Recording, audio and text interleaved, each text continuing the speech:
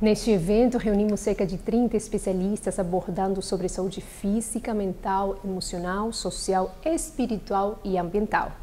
O próximo palestrante é o psiquiatra Dr. Braz Gondim, que vai falar sobre como identificar os traumas emocionais. Ele é médico, formado pela Universidade do Oeste Paulista, pós-graduado em psiquiatria com atuação clínica e hospitalar, especialista em trauma emocional e além de autor e palestrante. Gostaria de cumprimentar toda a audiência do Hospital Adventista de Manaus. Para nós é uma enorme satisfação, um prazer poder estar aqui falando com vocês, ainda mais falando de um tema tão importante, tão especial e tão humano. A gente vai falar um pouquinho aqui hoje sobre traumas emocionais e o que nós precisamos entender sobre esse assunto e mais, como identificar se há em nós esse fenômeno que nós chamamos de trauma emocional. Então, nós vamos ter esse momento, nós vamos conversar um pouco sobre isso, entender um pouco melhor esse assunto, como ele se manifesta, como ele acontece e, claro, como agir da melhor forma possível para sanar essas dores e, claro, ter uma experiência positiva.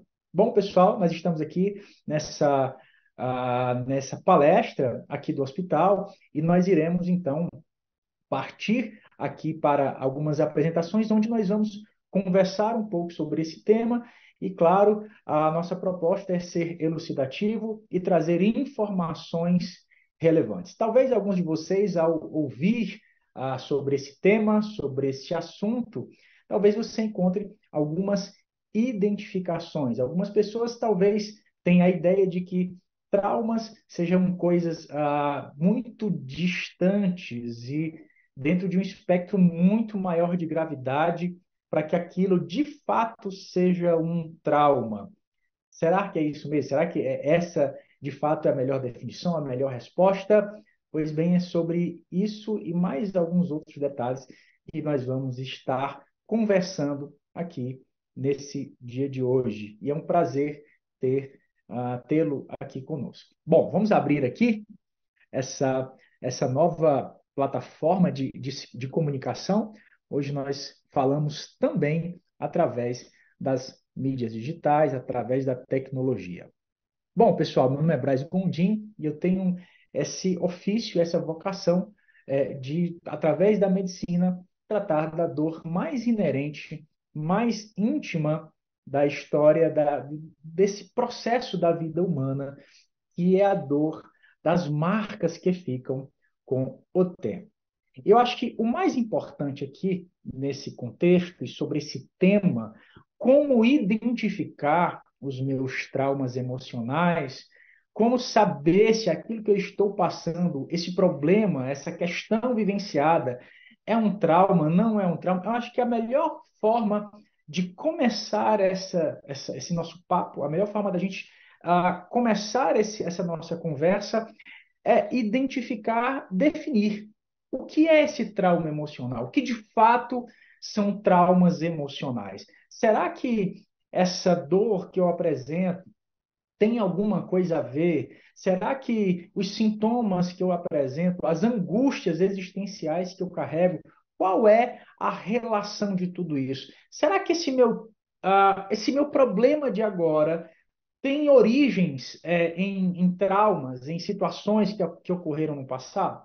Bom, a primeira coisa que a gente precisa, a forma mais, digamos, simples de trazer uma definição acerca do que é um trauma emocional, são, na verdade, sequelas emocionais de eventos que aconteceram em algum momento.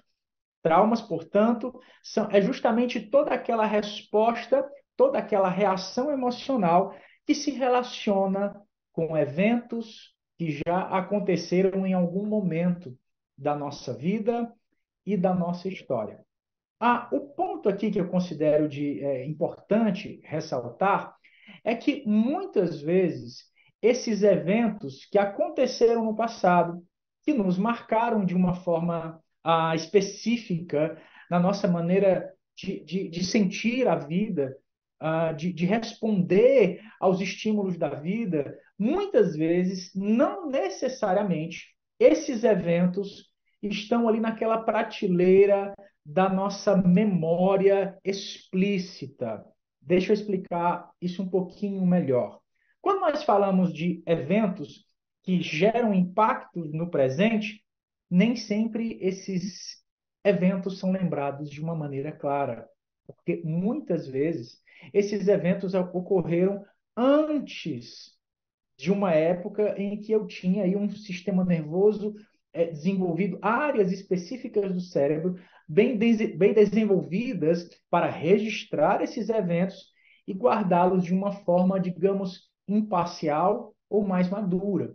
Então, eventualmente, o nosso cérebro pode tirar essa memória de forma mais explícita e declarativa em, digamos, em gavetas, em compartimentos mais profundos.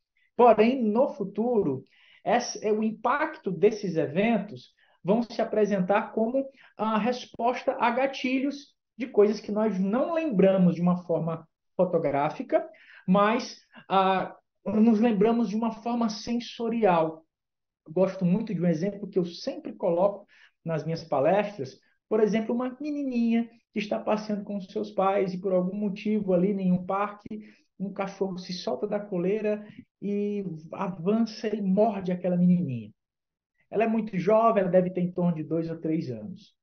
No futuro, talvez ela não lembre desse episódio, ela não lembre desse evento do ataque desse cachorro. Mas tudo aquilo que envolve talvez animais, parques, grama, um cheiro, um som, um momento específico que tenha semelhança com aquele evento, ainda que ela não lembre daquilo, pode despertar gatilhos por conta dos nossos mecanismos, do nosso sistema de alerta e defesa. Então, o grande ponto aqui, gente, que traumas emocionais, eles são sim sequelas dessas experiências negativas do passado, que nem sempre podem ser aí acessadas através de uma memória comum. Tem um autor americano muito famoso, Dr. Bessel van der Kolk, inclusive autor de um best-seller que fala bastante sobre isso, O Corpo Guarda Marcas. E ele trata especificamente dessa memória, dessa dor não verbal, não acessada por palavras, não presente especificamente na memória. E uma vez que a gente passa a entender que o nosso cérebro é capaz de registrar sensações e descartar imagens, a gente acaba percebendo, então, que muito daquilo que nós entendemos às vezes ser uma personalidade, uma maneira de reagir, uma maneira de olhar para si, de olhar para a vida, tem a ver com esses estímulos, assim, tem a ver com essa dor que nós temos muitas vezes até uma certa dificuldade de explicá-las. E aqui a gente volta para essa nossa, para essa introdução, né? Para o título dessa conversa de hoje. Como identificar meus traumas emocionais? Vamos lá? Então, gente, qual que é o grande ponto? Onde nós percebemos que, de fato, essa minha forma de se comportar e sentir está atrelado a uma experiência traumática, tá? Qual que é o grande ponto? Bom, essa experiência traumática ela pode vir de diversas situações, ok? Ela pode surgir em diversos contextos. Mas a origem mais comum dos traumas emocionais é nos nossos relacionamentos. Geralmente, quando somos feridos, quando somos traídos, quando nos decepcionamos, quando passamos por alguma angústia forte relacionada a essa nossa ideia de olhar para si e para a vida, a grande maioria da origem dessas feridas e desses traumas emocionais são os relacionamentos interpessoais. E quando eu digo de relacionamento, eu estou falando não só da questão afetiva, mas da relação com a mãe, da ausência do pai ou da mãe, ou de formas não saudáveis de se relacionar com as pessoas. A gente acaba percebendo essa presença dessa estrutura, daquilo que nós chamamos de trauma. Assim, o ambiente mais comum onde esses sintomas vão se manifestar são nos relacionamentos. Um outro ponto específico, onde nós identificamos esse lugar do trauma, se aquilo que eu estou sentindo é trauma, é nessa ideia que a gente carrega de quem nós somos. É como se fosse um comprometimento daquele conceito de identidade. Eu tenho esse valor. Será que eu consigo? Será que eu sou uma pessoa disponível emocionalmente para ter uma família, para ter uma carreira, para me relacionar com as pessoas?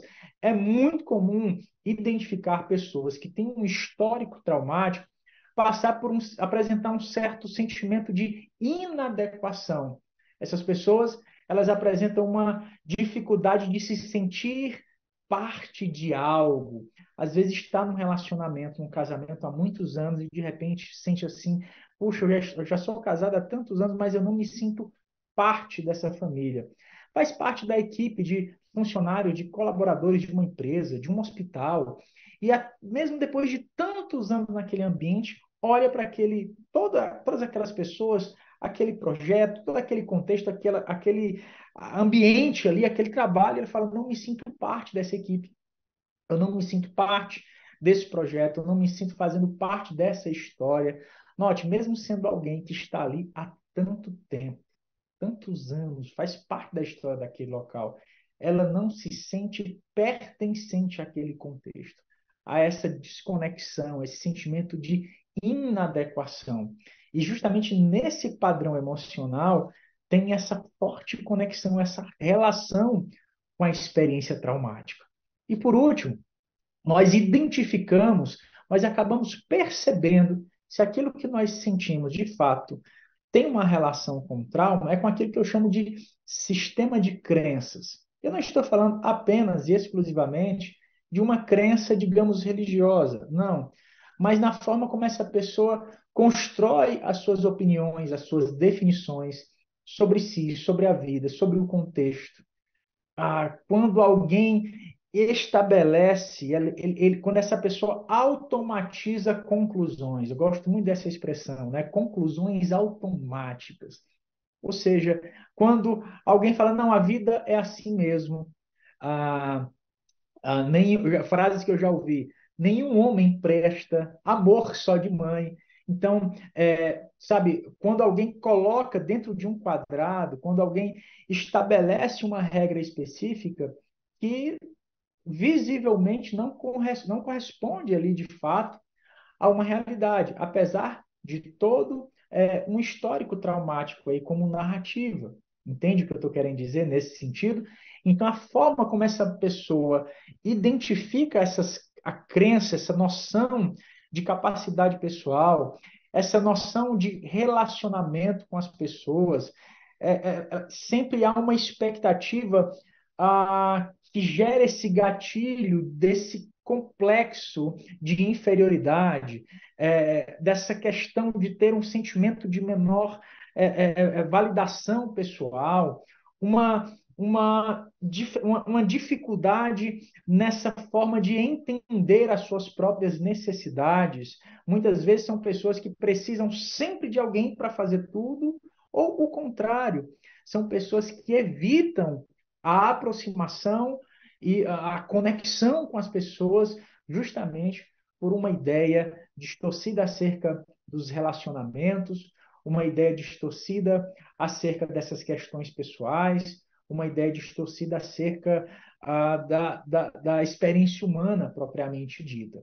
Então, esses ambientes, nos relacionamentos, nessa ideia pessoal de si, na forma como interpreta, enxerga essas definições da vida, a forma como crê nas coisas, tudo isso são ambientes onde os traumas são mais facilmente identificados, percebidos. Vale dizer que quando nós falamos de trauma emocional, nós estamos falando de uma forma específica em que o nosso cérebro reage a estímulos externos, a ambientes hostis, ainda que esses estímulos externos, esses ambientes hostis, não sejam de fato legítimos.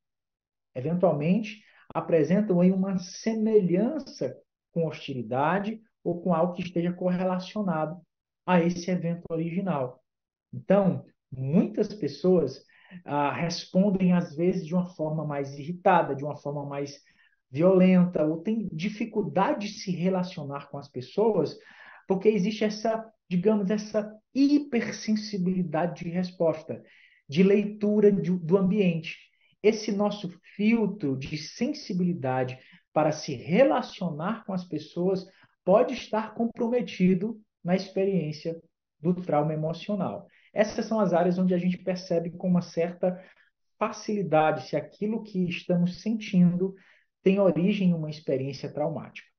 Vamos seguir um pouco mais. Então, quais são os sintomas comuns relacionados a essa ideia do trauma emocional? Lembra do exemplo que eu dei da menininha que foi mordida por um cachorro?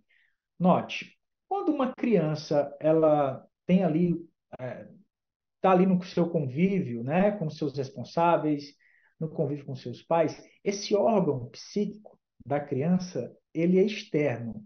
A criança, ela se regula emocionalmente, ela tem uma ideia emocional a partir do olhar dos pais e dos responsáveis. Então, o que ela sente sobre ela tem a ver com o olhar desses pais.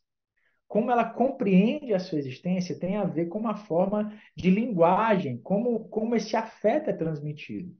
Então, naquele momento, os pais funcionam como uma espécie de córtex pré-frontal dessas crianças que ainda não estão aí plenamente desenvolvidos. Então, é os pais que regulam o nível de desafio que essas crianças vão enfrentar.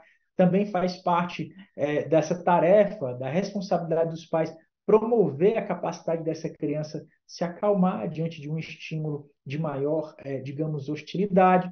Porém, quando, por uma situação catastrófica, traumática, digamos, esse exemplo, um cachorro vem e morde essa criança, note, a informação que essa criança guarda é a seguinte: poxa, se os meus pais, que são essa instância superior, não foram capazes de impedir esse dilema, então ninguém é. Assim, não existem, então, instâncias superiores capazes de impedir esse dilema. É mais ou menos essa narrativa, essa é a lição que pode ficar para essas crianças. Nesse caso, no futuro, para determinados assuntos, e aqui entre aspas, digamos, no caso aqui a gente está falando de cachorro, mas pode ser qualquer outro assunto, né? No futuro, essa mesma menina, por passar por situações semelhantes, como aquela em que o pai não foi capaz, ou a mãe não foi capaz de protegê-la, é como se ela dissesse para esse assunto, para esse tema, para essa questão, esse ponto específico, ninguém resolve, nem Deus resolve. Note, existe aqui uma crença estabelecida. Existe até uma terminologia chamada desamparo aprendido. Ou seja, existe uma experiência que marca, que mudou toda a estrutura de relacionamento, de senso de si, de crença e de percepção de ambiente. Então, tudo isso é uma base muito sólida na construção de sintomas. E quais são os sintomas comuns relacionados ao trauma emocional, tá? Basicamente, fora os mais digamos, mais populares, como ansiedade e depressão, alguns outros manifestações sintomáticas surgem nesse contexto. Algumas dessas pessoas podem apresentar flashbacks, ou seja, aconteceu da pessoa estar aqui e de repente ela é como se ela viajasse para uma lembrança.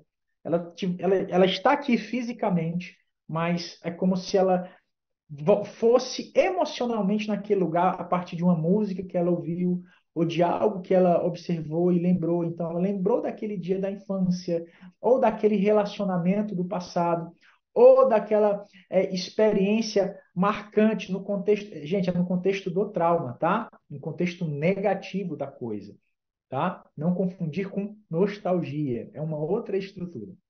Tá? Então, esse flashback, essa revivência, quando toca naquele assunto, é como se toda aquela experiência emocional voltasse outra vez. Ela está revivendo aquela dor outra vez. O que vale ressaltar é que quando nós falamos do trauma relacionado a um evento, é como se aquilo que nos aconteceu não passasse. E quando a gente tem acesso àquela informação novamente, é como se o nosso cérebro identificasse aquela ferida como presente, como se ela ainda estivesse acontecendo. Não há uma cronologia clara entre os eventos. Por isso que algumas pessoas evitam tocar em determinados assuntos, não falam sobre determinadas coisas, mudam de assunto ou ficam calados, se retiram do local. Note, há uma dificuldade de observar a distância de quando aquilo aconteceu.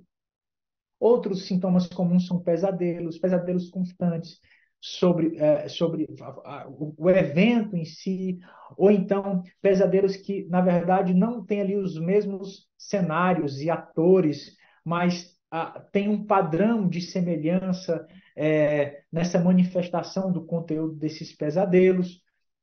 Pessoas com uma constante sobrecarga emocional. Isso aqui é muito importante salientar, gente. Um dos sintomas mais comuns dessa questão do trauma é porque essa pessoa está sempre numa espécie de assim, sobrecarregada emocionalmente. É como se ela tivesse uma dificuldade de identificar, nossa, por que isso me estressa tanto? Por que eu fico tão triste com isso? Por que isso para mim é tão difícil? Nossa, é tão óbvio, mas por que que eu me sinto assim? Uma dificuldade de interpretar a origem ou o motivo das suas angústias. E quando isso acontece, há um estado constante de sobrecarga emocional, até que chega um determinado momento em que essa pessoa vai dizer: o problema deve ser eu. Há algo de errado comigo, né? Eu tenho alguma coisa em mim que não funciona bem. Eu devo ter algum problema, eu devo ter alguma doença. Então, nesse contexto, esse estado de sobrecarga emocional vai gerando essa demanda, esse acúmulo de estresse. E é claro que isso vai sim, né? Pode se apresentar com outras apresentações diagnósticas, como eu disse no início. Pode se apresentar como um quadro depressivo, pode se apresentar como uma compulsão alimentar, pode se apresentar com crises de ansiedade, entende? Então, essa sobrecarga emocional, essa sobrecarga de estresse, justamente aparece por essa nossa dificuldade de fazer uma leitura adequada do ambiente, por conta das informações que o trauma deixou. Uma maior irritabilidade, uma pessoa que tem uma irritabilidade crônica, um limiar, né, de frustração baixíssima, uma dificuldade de tolerar, né? Então, essa pessoa tem sempre aí uma certa irritabilidade, ela tem dificuldade de se relacionar com as pessoas e com uma certa frequência. Tudo tem um poder maior de afetá-lo, de afetá-la, e tudo isso é uma apresentação bem forte na presença do trauma. Talvez você pergunte, mas não é o pavio curto, né? Aquela pessoa que tem mais temperamental. Olhando de fora, é claro, existem sim aí as análises de comportamento e perfil aí da personalidade. Mas o que eu estou querendo dizer é que se trata de uma pessoa que ela se sente agredida ou ofendida ou invadida num nível de sensibilidade maior que o normal. E essa forma irritada de responder corresponde a essa leitura de ambiente que esse cérebro traumatizado apresenta como modelo de resposta. Um outro sintoma comum, tá, mas às vezes muitas vezes mencionado, tá? É aquele que nós chamamos de dissociação. O que é essa dissociação? Se já aconteceu de você estar saindo de repente de um carro para o seu trabalho, ou indo para algum outro lugar, e de repente você sempre faz aquele mesmo caminho todos os dias, e você, às vezes, quando se dá conta, chegou no seu trabalho, você não percebeu que passou em frente àquela escola, aquele posto de gasolina, ou aquele semáforo que você sabe que está no seu trajeto, está ali no seu trajeto diário. O nosso cérebro ele tem um mecanismo onde, quando nós percebemos que algo no nosso presente, ou naquele momento, é hostil, nesse ponto é como se o cérebro tentasse nos tirar daquela cena de estresse e hostilidade, ou maior tensão, para que a gente possa suportar aquele estresse momentâneo, como um mecanismo fisiológico para lidar com as inquietações da vida, por assim dizer. Porém, na experiência do trauma emocional, isso é amplificado. Então, é muito comum você ver pessoas, tá? Nessa questão dessa experiência daquilo que nós chamamos de dissociação, a pessoa está com. A gente tem essa ideia, né? Nossa, ele está no mundo da lua, ele está sempre ali, ele não está aqui, ô, fulano, amigo, amiga, volta para a Terra, né? Como se realmente tivesse ali uma espécie de, vamos lá, desatenção crônica. A pessoa está lá, mas emocionalmente ela não está lá. E isso aqui é bem interessante. É claro que nós não temos tempo para falar toda essa questão envolvendo a dissociação, mas essa dificuldade de estar no presente. E aqui é onde eu quero chegar. Essa questão de olhar para o trauma torna o presente algo a ser evitado. Então, essa ideia da dissociação nos leva à ideia, nos traz a seguinte informação: a minha vida só vai ser boa, só vai ter sentido quando aquilo acontecer, né? Quando essa conquista chegar, quando eu comprar a casa, quando eu casar, quando eu tiver filhos, quando. Ou então a pessoa tem a ideia, eu só seria feliz se aquilo lá atrás não tivesse acontecido, se eu tivesse tido uma outra decisão, se eu tivesse ido por outro caminho, entende? Ou seja, é uma fuga do presente. Como nós fugimos naquele exemplo, né, do estresse da condução do trânsito em direção do trabalho. Na verdade, o trauma torna esse processo de dissociação mais intenso, fazendo o presente ser uma coisa a ser evitada. E nesse processo, tá? Vou até fazer aqui já pular aqui no item da, da, da aula. A gente está falando aqui de vergonha, culpa e compulsão. Deixa eu falar da compulsão antes de terminar com vergonha e culpa. É porque essa experiência da compulsão, ela se torna uma busca por uma experiência de intensidade emocional. O presente se torna algo tão maçante, tão hostil, tão desinteressante, que essa ideia dessa descarga de dopamina, da experiência do vício em si, acaba sendo padrão de comportamento de intensidade emocional, muitas vezes até de forma irresponsável, acaba por ser um padrão específico de comportamento como uma ideia quase que de se sentir vivo no presente. É como se algo que chamasse a minha atenção, despertasse o meu interesse, precisasse vir para o meu presente. Isso aqui é bem importante. E por último, pessoal, assim, pensando nessa questão dos sintomas, eu vou deixar aqui por último essa questão da vergonha e da culpa. Porque a gente fala vergonha e culpa, são estruturas, são sentimentos que apresentam um certo grau de semelhança. A vergonha ela faz parte desse núcleo central do trauma. E quando eu falo de vergonha, eu estou falando da experiência da timidez. Ok, pessoal? Eu estou falando da dor do ser. Quando nós falamos de vergonha, né, barra culpa, nós estamos falando de alguém que tem aquela ideia, eu sou algo errado. Eu sou uma pessoa indisponível. A vergonha é aquela estrutura emocional que, quando nós sonhamos com algo, nós desistimos pela ideia e pelo sentimento de não sentir-se capaz. A vergonha, ela bloqueia, é como se na verdade, o seu efeito fisiológico é diminuir, interromper a comunicação entre o hemisfério direito e esquerdo dentro do contexto emocional. A vergonha tem essa ideia de anulação da identidade, fazendo com que o indivíduo apresente esse padrão específico de sintoma de não ser alguém disponível ou capaz para o amor, para o trabalho, para uma performance pessoal, para uma vida espiritual, um relacionamento com as pessoas, com Deus, com ela mesma.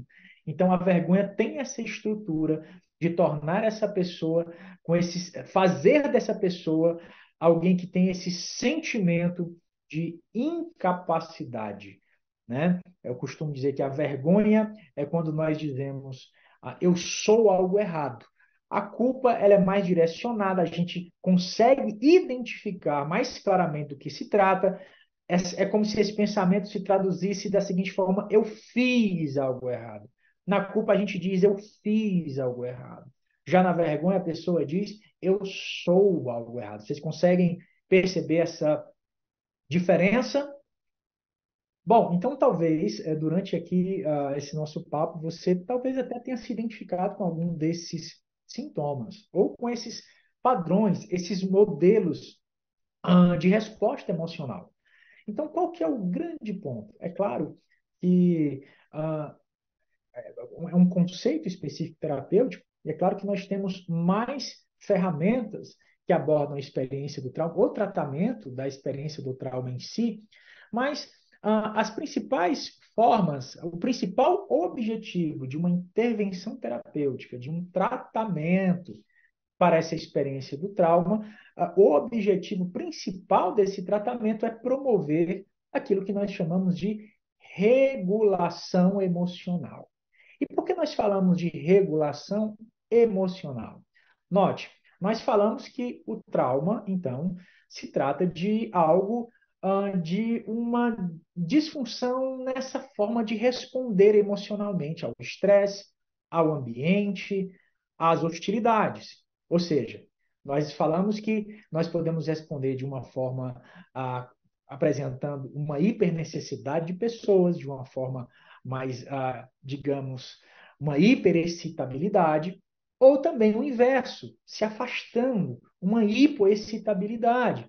Ou seja, pode acontecer uma resposta abrupta emocional, com sintomas intensos, como pode acontecer também de uma forma de retraimento, um embotamento afetivo, um distanciamento, uma perca ali, uma perda ali digamos, da cor, da ideia, do afeto, compreende? Então, a ideia é promover esse equilíbrio, essa regulação, trazendo do estado de hiperexcitação ou do estado de hipoexcitação. Então, a intervenção terapêutica, a abordagem empregada para resolver esse grande dilema é trazer essa experiência de equilíbrio para os estímulos. Então, eu coloquei aqui apenas algumas das muitas intervenções, mas principalmente aqui no Brasil nós não temos esse assunto trauma emocional. Nos Estados Unidos é um pouco mais avançado, mas graças a Deus, principalmente serviços como o Hospital Adventista de Manaus, dá esse espaço para essa abordagem, para falar sobre esses temas que de fato são muito importantes. Aqui, a ideia é promover uma terapia aplicada ao trauma. Agora, aqui é só um detalhe que eu considero muito importante. Porque quando nós falamos de terapia, nós falamos de uma terapia aplicada ao trauma. Lembra que a gente falou no início que nem sempre nós conseguimos lembrar de uma forma muito clara, talvez não tão objetiva, aquilo que aconteceu?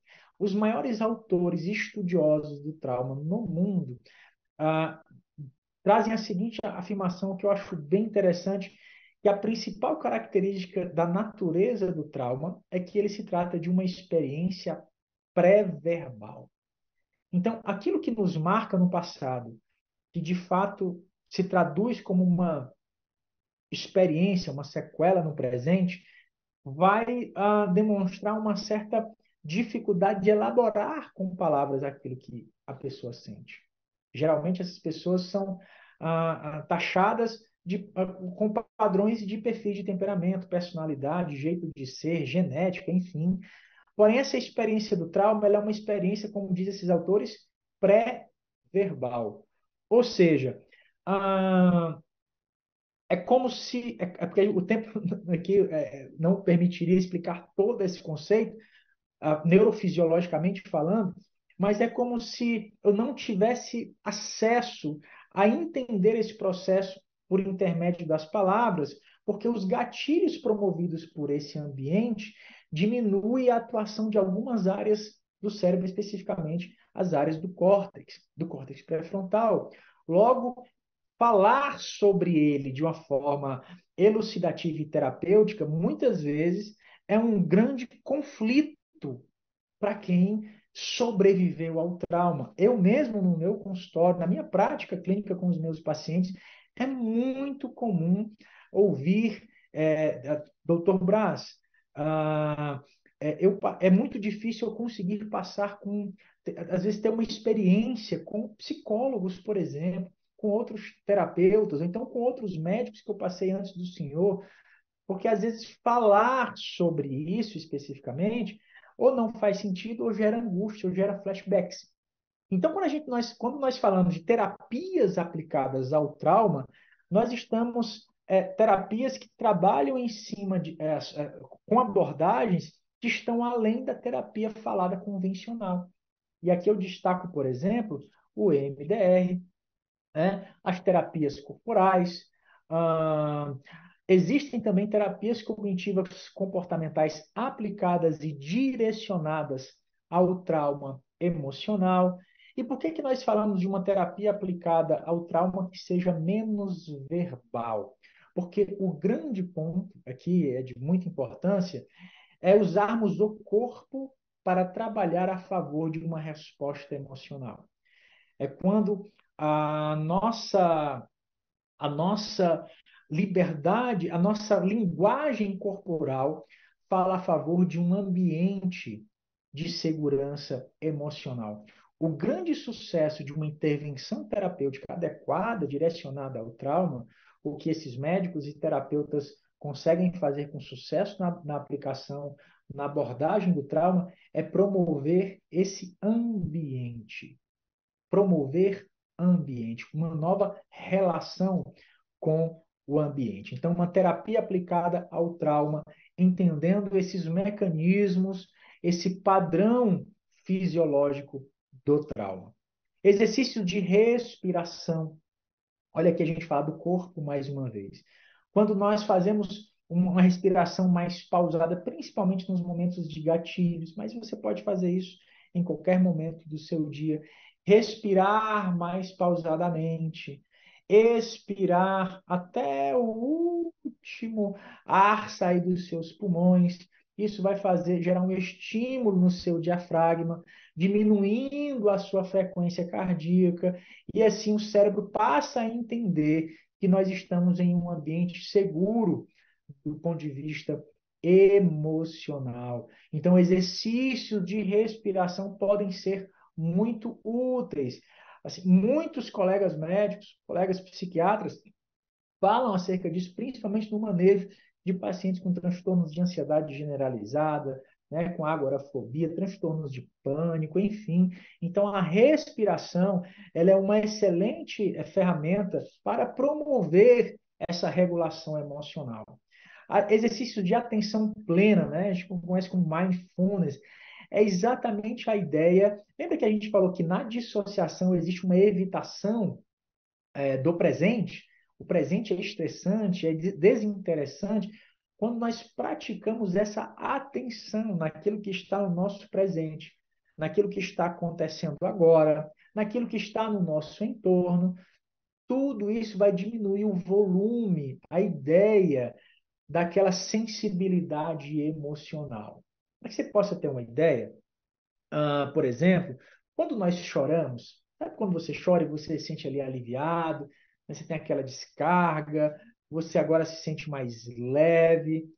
Em partes, isso se dá pelo fato de que quando nós choramos diante de uma dor, o nosso cérebro passa, digamos, a se concentrar, a focar no ato mecânico de chorar e menos no objeto da dor em si. Note, esse é como se fosse um protótipo, é como se fosse um mecanismo fisiológico, pessoal de mindfulness e atenção plena, por exemplo, tá, gente? Então, quando nós focamos no presente, focamos no que está acontecendo agora, sentimos, procuramos identificar esse nosso ambiente, essa nossa fisiologia, eu estou bem, eu estou aqui, deixa eu ver o que está nessa sala, eu sei que tem livros aqui no meu entorno, temos uma mesa, eu estou prestando atenção no presente, no que está acontecendo agora, na minha vida, no momento. E você começa a identificar, a focar com a ausência de gatilhos e hostilidades. Isso vai reduzir o nível dos sintomas. Existem estudos nos Estados Unidos que mostram que a atenção plena, em muitos casos, tem uma ação semelhante à ação de antidepressivos nesse processo de regulação emocional. E, por fim, claro, uma rede de apoio. Entender o trauma, quebrar esse tabu, falar sobre ele, entender a história do indivíduo, as suas necessidades, as suas fragilidades e, mais que isso, o seu potencial. Entender o seu potencial, promover o potencial. Lembra que a gente falou que esse núcleo estrutural do trauma é aquele sentimento de vergonha, de não ser capaz, de não ser disponível. Essa rede de apoio, essa conexão, essa comunhão entre as pessoas incrementa, aumenta, potencializa a ideia da possibilidade. E aqui é o que é o fantástico nisso tudo. Porque o que nós perdemos com a experiência do trauma é a ideia da possibilidade. Quando nós temos essa rede de apoio, quando essa comunhão, essa conexão é praticada, nós passamos a perceber novas formas de compartilhar, de dividir esse fardo, né? De levar esse jugo de uma forma mais leve, de uma forma mais suave, com menos cansaço, com menos sobrecarga. Essa rede de apoio é a forma em que nós encontramos o alívio do ser nessa figura empática, promovendo então esse, esse ambiente. Bom, pessoal, o objetivo então dessa intervenção, de observar o trauma a partir dessa perspectiva, né, pensando que talvez você já tenha se identificado com todas esses pontos envolvendo o trauma, talvez alguns de vocês estejam dizendo agora, entendi, finalmente entendi que agora é isso que eu sinto, essas crises, essa forma esquisita de se relacionar com as pessoas, tem a ver com esse trauma que ainda que precisa ser observado de perto. O objetivo dessa compreensão e dessa abordagem é justamente promover essa remissão de sintomas. Não é sobre esquecer o que passou.